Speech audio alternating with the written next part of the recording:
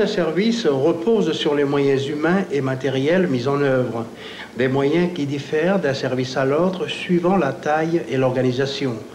Pourtant, quelles que soient les caractéristiques propres à chacun, on retrouve toujours la fonction d'administrer, prévoir, organiser et contrôler.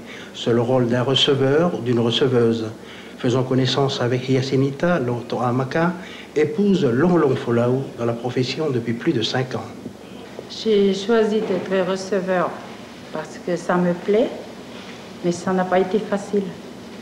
J'ai beaucoup hésité et grâce aux conseils et aux encouragements de mes chefs de service et l'aide précieuse de Madame Portrin, j'ai pu arriver à ce poste. Yacinita est née à Wallis le 20 octobre 1950 à Mataoutou. Mariée à Nizier, elle est mère de 5 enfants et habite le village de Falaleu. Sinita Longlong Folau est entrée au poste des télécommunications le 8 mars 1967 à l'âge de 17 ans. D'abord comme guichetière, puis en 90 avant d'être nommée au poste de receveuse. Son courage, sa volonté et sa persévérance ont beaucoup contribué à cette nomination. Quand je disais tout à l'heure que c'était difficile, d'une part parce que je n'ai pas fait des études très poussées. Par contre, j'ai suivi une formation en Nouvelle-Calédonie et ensuite j'ai fait le reste de ma formation sur place. Et cela fait maintenant plus de 29 ans que je suis au poste des télécommunications et depuis 5 ans au poste de receveur.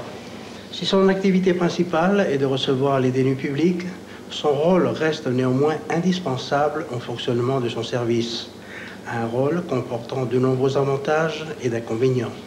Les avantages sont nombreux et financiers en particulier.